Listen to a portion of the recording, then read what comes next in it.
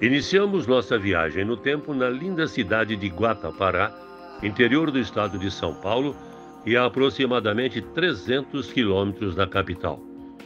O nosso assunto é a beleza arquitetônica da Ponte de Ferro e as duas outras pontes que sucederam esse patrimônio de Guatapará. Bem-vindos à história das Três Pontes.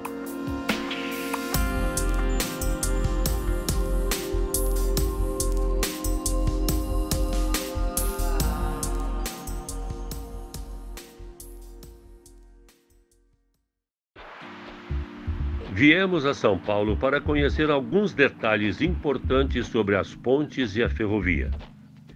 Estamos na Associação Brasileira de Preservação Ferroviária e aqui encontramos o consultor Rafael Correia.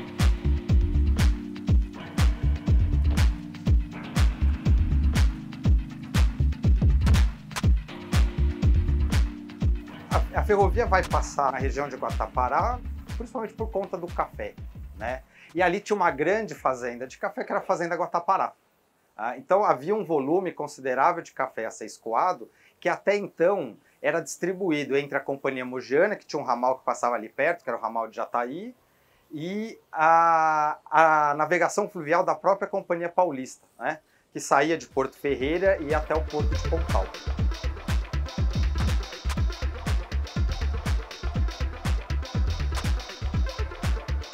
As pontes de Guatapará têm uma importância relevante ali na ligação interior capital-litoral, né? E elas foram sendo construídas à medida em que a ferrovia foi se modernizando, à medida em que a ferrovia foi aumentando a sua capacidade de transporte, né?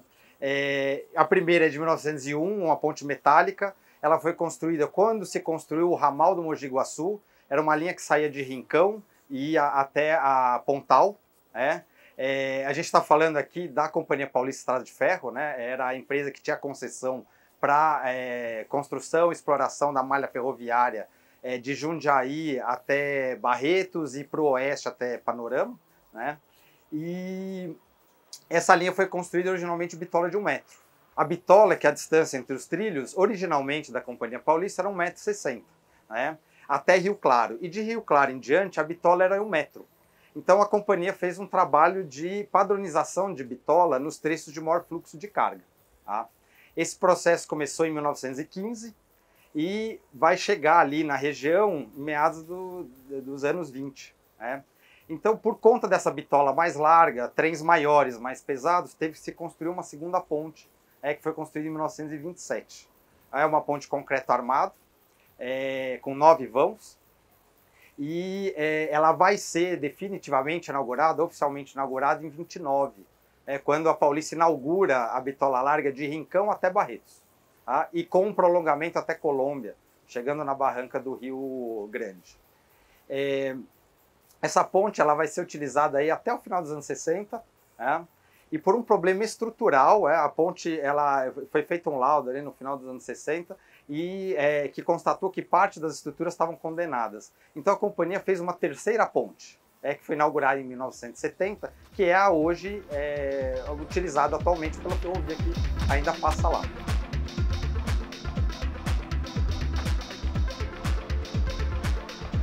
Das 3 pontes ainda remanescentes, né, a primeira, que é a de ferro, é utilizada hoje como passagem de pedestre, travessia de pedestres, né? A segunda, que não era mais apta à passagem de trens, porque trem é muito pesado, ela é utilizada para tráfego rodoviário. E a terceira continua sendo usada pela concessionária, que é a Romulo Lins.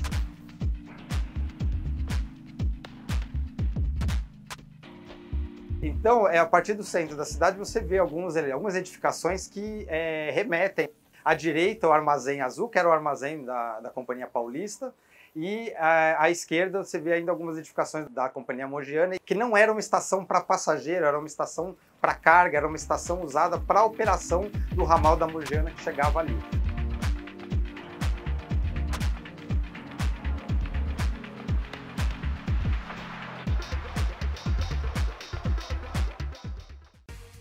Seu Nelson nasceu na beira do rio, ali bem perto das pontes.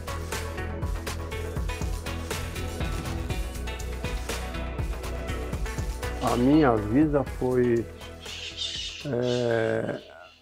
dada com a minha família. Por exemplo, eu tinha que ir para a escola ainda Maria Fumaça, o trem Maria Fumaça, que eu sou do dia 6 de dezembro de 1940. Eu fui crescendo, depois eu fui trabalhando num areeiro. Seu pai foi um homem muito importante nessa relação das pontes com a estrada de ferro. Meu pai, ele era ferroviário, guarda de ponte, da ponte de Guatapará, a ponte mais antiga de Guatapará, que era a ponte de ferro, e ele começou a trabalhar. A gente vivia na beira do rio, numa casa que era da Companhia Paulista. Lá era o armazém de navegação. Nós éramos em 2 homens e 4 mulheres. O meu pai anotava o nível do rio. Ele anotava todas as coisas na caderneta. Meu pai, ele era o guarda dessa ponte.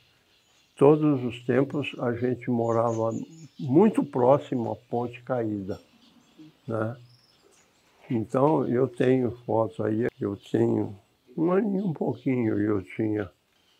Depois de tudo isso, que essa ponte que não podia mesmo passar, então foi construída a ponte do meio. Depois da ponte do meio, ficou... Eu não tenho muita recordação, mas meu pai, ele passou de guarda daquela ponte para outra também, entendeu? Então ele era guarda das 2 pontes. A terceira ponte, ela parece que foi construída pelo Tacaoca. A pesca já estava, desde aquela época, ligada às pontes e à vida do seu Nelson. Desde criança eu sou pescador. Eu nasci na beira do rio.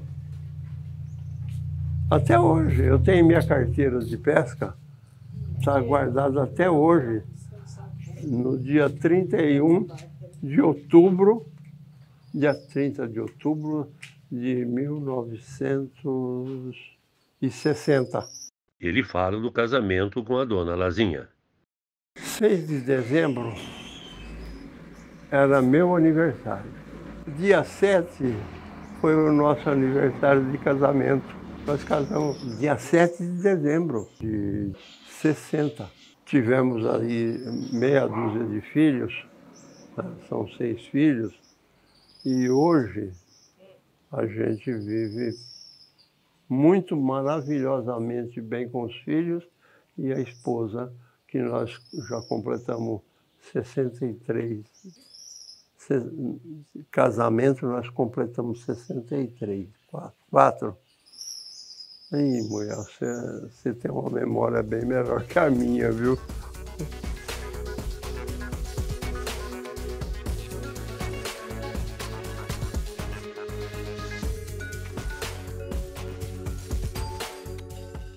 Quem fala com a gente agora é o senhor José Luiz Silvério. Ele foi maquinista e conhece muito bem a nossa ferrovia. Eu entrei na ferrovia em 1975, morando aqui em Guatapará, na terceira casa aqui do lado direito. Aí eu trabalhei 6 meses aqui em Guatapará e fui removido para São Carlos e voltei para Rincão. Fui removido para Rincão. Em Rincão eu morei 12 anos. Quando eu vim de São Carlos para Rincão, eu fui ingressado na carreira de máquina, porque eu tinha dom para mexer com locomotiva, manobra, essas coisas, então. E entrei em 73, entrei na carreira de máquina, como maquinista. E trabalhei de ajudante de maquinista 3 anos, depois passei a maquinista. Aí trabalhei mais uns 15 anos, 18 mais ou menos, como maquinista classe A, quer dizer, maquinista que trabalha com todo e qualquer tipo de trem e locomotiva. E em 96 eu saí aposentado, eu me aposentei em 1996. Aqui há 50 anos atrás, 40, 50 anos atrás, era tudo pátio de manobra, entendeu? Aqui era tudo pátio de manobra. Vinha um desvio aqui da Bitola Larga até no Areieiro, até no depósito de areia. Então as locomotivas elas vinham, manobravam aqui era pátio de manobra, tinha 7, 8 linhas aqui não tinha, só tinha a colônia da ferrovia. Ali era estrada, não era rua, entendeu? E aqui era o pátio de manobra até no final lá, que a areia era retirada ali onde tem a ponte que está caída lá hoje, lá de cima ali era o areieiro do Chirota. Então retirava-se a areia dali, trazia para o depósito aqui, as máquinas carregavam nas gôndolas que a locomotiva levava para Araraquara, levava para outras estações onde precisava, outros depósitos de locomotiva que onde usava muita areia. E aqui vinha também, do lado esquerdo aqui, que vinha da Mugiana. A Mugiana vinha e ingressava junto, ela fazia transbordo aqui também. Aquele barracão azul lá, você está vendo? Ali era o depósito onde tinha transbordo. Vinha, por exemplo, o trem da Bitola Larga encostava de um lado e a de Bitola Estreita encostava do outro. Aí carregava-se o café que vinha da fazenda do Guatapará, de outras regiões para cá, entre Guatapará e Ribeirão. Vinha tudo aí para fazer o transbordo para Bitola Larga, onde ia para São Paulo, ia para... a Mogiana que vinha de Ribeirão, e aqui a Paulista, né, que vinha... Então aqui eram 7 casas, são até hoje, que estão aí ainda, né, 7 casas que pertenciam para os funcionários. Eu pegava 4 locomotivas em Rincão, eu ia até Colômbia, na divisa de Minas. Eu levava mais ou menos 100, 120 vagão vazio. E lá em Colômbia, a gente fazia as manobras e saía de Colômbia até Rincão, a gente transportava 4.800 toneladas de soja que vinha de Minas. Quer dizer, com 2 funcionários apenas.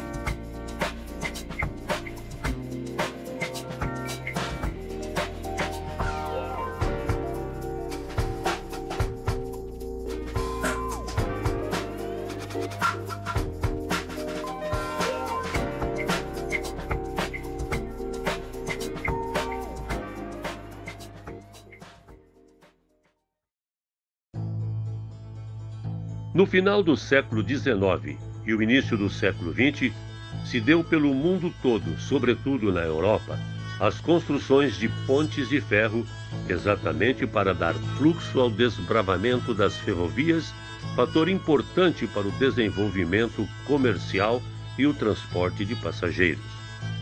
Mas também na América essas grandes construções eram comuns, como podemos ver nessas imagens. É fácil observar que o padrão arquitetônico é muito parecido com a que temos aqui em Guatapará.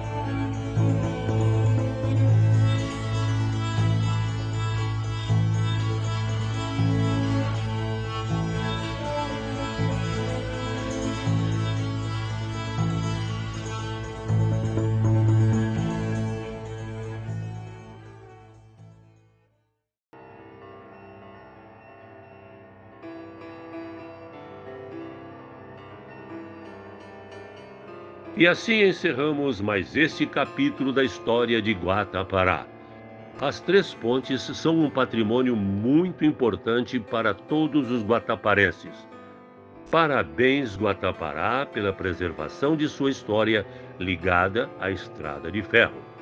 Que novos capítulos possam ser escritos na página da história da cidade por seu povo tão acolhedor e trabalhador.